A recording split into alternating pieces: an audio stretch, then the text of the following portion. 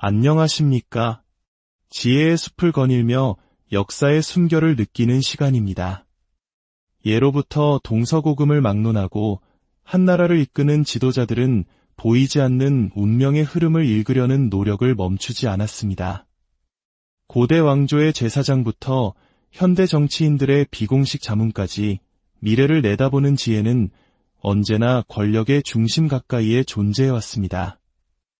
오늘 우리는 바로 그 지점, 한국의 전통적 세계관인 무속신앙의 눈을 통해 현대 정치인의 운명을 들여다보는 흥미로운 이야기에 귀를 기울여 보고자 합니다. 본격적인 이야기에 앞서 이 지혜로운 여정에 여러분을 초대합니다. 지금 듣고 계신 이 이야기가 마음에 와닿는다면 좋아요를 통해 긍정의 기운을 함께 나눠주십시오.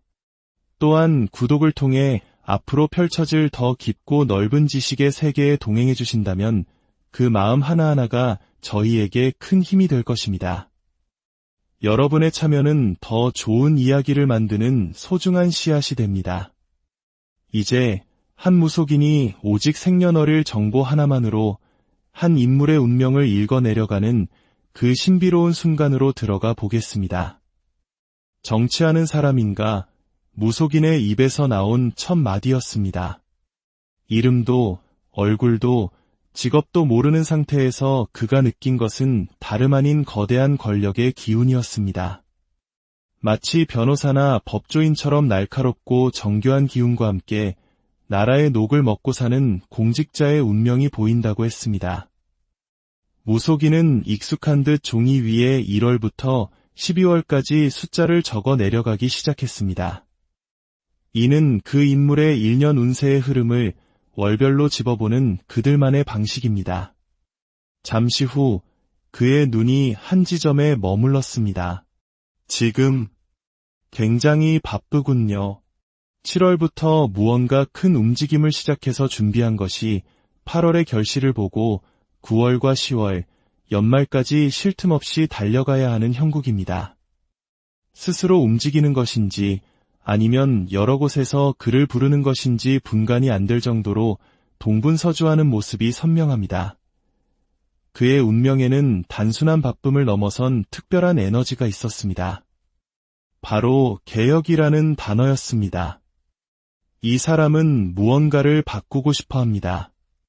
기존의 판을 뒤엎고 역사의 새로운 획을 긋겠다는 강한 의지가 느껴집니다. 이것은 단순한 욕심이나 탐욕과는 결이 다릅니다.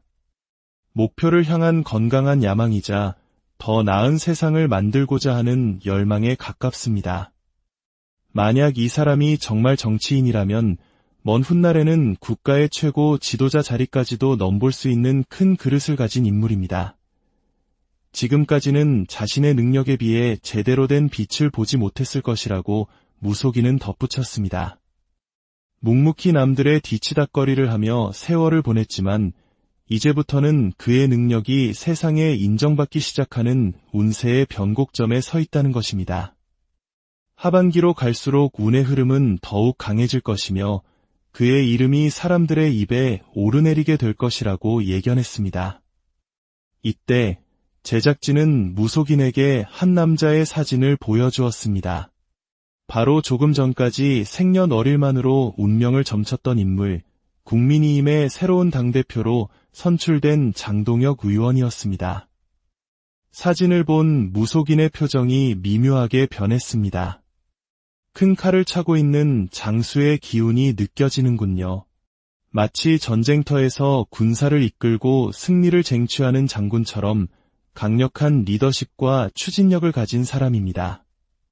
그가 생각하고 그리는 계획이 있다면 주변의 반대나 이해할 수 없는 시선에 부딪히더라도 꿋꿋하게 밀고 나갔으면 합니다.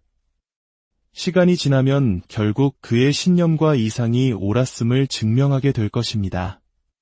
지금까지 봐왔던 다른 정치인들과는 분명 다른 신선하고 강력한 에너지를 가지고 있습니다. 하지만 한나라의 정치 무대는 홀로 설 수 있는 곳이 아닙니다. 그의 운명은 필연적으로 반대편에 서 있는 거대한 인물과 엮이게 됩니다. 무속인은 장동혁 대표와 이재명 전 대표의 기운을 비교하며 이렇게 말했습니다. 용호상박이라 할까요? 두 사람의 기운은 그야말로 용과 호랑이가 맞붙는 형국입니다. 근본적으로 너무나 다른 에너지를 가지고 있기에 잘 조화되면 국가에 엄청난 시너지를 가져올 수 있지만 잘못 부딪히면 서로에게 칼끝을 겨누는 파국으로 치달을 수 있습니다. 두 사람의 관계가 앞으로 대한민국의 정치 지형에 거대한 파장을 일으킬 중요한 변수가 될 것입니다. 무속인의 시선은 더 높은 곳으로 향했습니다. 그는 한나라의 최고 지도자, 즉 나라님의 운명은 곧 국가 전체의 운명과 직결된다고 말했습니다. 토끼띠의 해에 태어났지만 뱀과 같은 지혜를 가진 사람입니다. 머리의 회전이 비상하게 빠르고 논리정연하며 상황을 분석하고 대비하는 능력이 탁월합니다. 본래 사주대로라면 정상의 자리에 올라 세상을 호령해야 할 운명입니다. 한번 정상에 오르면 쉽게 내려오지 않고 주변 환경마저 자신에게 유리하게 바꿀 수 있는 강력한 힘을 지녔습니다. 하지만 그만큼 수많은 관제와 구설이 따르는 운명이기도 합니다. 본인 스스로가 만들어내는 구설도 있고 주변의 시기와 음모로 인해 만들어지는 구설도 끊이지 않을 것입니다. 그는 최고 지도자의 곁을 지키는 조력자들의 중요성에 대해서도 언급했습니다. 전통적으로 왕의 곁을 지키는 좌청룡 우백호에 비유하며 리더의 양팔 역할을 하는 인물들의 중요성을 강조했습니다. 하지만 이 지도자는 사람에 대한 근본적인 믿음이 깊지 않습니다. 그렇기에 오른팔, 왼팔을 곁에 둘지언정 그들에게 전적으로 일을 맡기기보다는 모든 것을 자신이 직접 지휘하고 통제하려 할 것입니다. 결국 그의 옆에 있는 사람들은 조언자라기보다는 그의 결정을 실행하고 때로는 잘못된 결정에 대한 책임을 대신 져주는 총알바지 역할을 하게 될 가능성이 높습니다. 인복이 있다기보다는 자신의 강력한 카리스마와 명예욕을 이용해 사람들을 통솔하는 방식에 더 가깝습니다. 특히 내년, 즉 2025년 상반기에는 큰 위기가 닥칠 수 있다고 경고했습니다. 3월과 4월, 그리고 5월과 6월에 걸쳐 그를 향한 비판과 공격이 거세지며 다시 한번 큰 구설수에 휘말릴 수 있다는 것입니다. 이 시기를 어떻게 지혜롭게 넘기느냐가 그의 정치적 미래의 중대한 분수령이 될 것이라고 내다봤습니다. 이야기는 다시 장동혁 대표에게로 돌아왔습니다.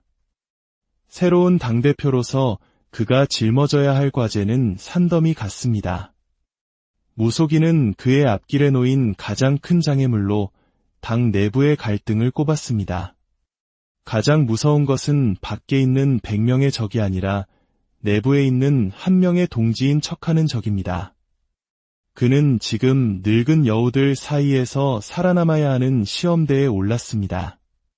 노련하고 커닝한 정치 원로들 사이에서 자신의 소신을 지키고 당을 하나로 통합하는 어려운 과제를 해결해야 합니다. 특히 과거 공천 과정에서 불거졌던 문제들을 어떻게 해결하고 국민의 신뢰를 다시 얻을 수 있느냐가 그의 리더십을 증명하는 첫 번째 관문이 될 것입니다. 그렇다면 장동혁 대표는 과연 미래에 나라님이 될 운기를 가지고 있을까요? 이 질문에 무속인은 신중한 태도를 보였습니다. 사주 자체는 나쁘지 않으나 하늘 높이 솟구쳐 오를 만큼의 강력한 대권 운기는 아직 보이지 않습니다. 어쩌면 그가 아닌 또 다른 대악마가 나타날 수도 있습니다. 하지만 운명은 정해져 있는 것이 아니라 만들어가는 것이기도 합니다. 앞으로 그가 당대표로서 국민의 마음을 얼마나 얻고 지방선거와 같은 중요한 시험대에서 어떤 결과를 만들어내느냐에 따라 그의 운명은 얼마든지 바뀔 수 있습니다. 가난한 집안에서 태어나 오직 자신의 노력만으로 이 자리까지 올라온 그의 저력은 결코 무시할 수 없습니다. 한 단계 한 단계 정성껏 돌탑을 쌓아 올린 사람과 요행으로 탑을 쌓은 사람은 위기가 닥쳤을 때 그 차이가 드러나는 법입니다. 오늘 우리는 무속이라는 전통적 창을 통해 현대 정치의 복잡한 이면을 들여다보았습니다. 누군가에게는 흥미로운 이야기로 또 다른 누군가에게는 미래에 대한 깊은 통찰로 다가왔을 것입니다. 운명을 믿든 믿지 않든 이러한 영적인 해석 속에는 한 나라의 리더를 향한 국민들의 간절한 바람과 깊은 불안이 고스란히 투영되어 있습니다. 한 정치인의 여정은 단순히 개인의 성공 스토리를 넘어 이 시대를 살아가는 우리 모두의 희망과 미래가 걸린 거대한 서사시일지도 모릅니다. 지혜의 숲에서 함께해 주신 여러분, 감사합니다.